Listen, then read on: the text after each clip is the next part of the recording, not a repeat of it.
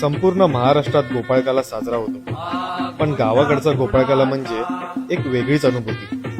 इथे केवळ हंडी फोडली जात नाही, इथे एकोते श्रद्धा, भक्ती आणि एकोपा.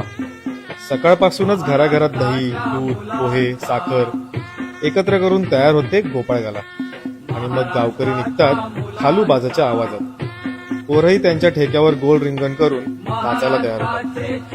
गोविंदा नुसता खेळ नाही हा, हे आहे भक्तीचे गोड रूप. शेवटी सगळ्यांच्या नजरा लागल्या असतात त्या एकाच गोष्टीकडे, हंडी.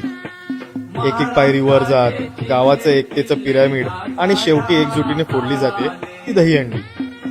ही केवळ परंपरा नाही, ही आहे आपल्या गावाच्या संस्कृतीची ओळख. गोपाळकाला म्हणजे एकत्र येणं, एकमेकांसोबत हसणं आणि पुन्हा नव्याने आपल्या गावागावाला जपणं. गोपाळकाला म्हणजे आपुलकीचा, भक्तीचा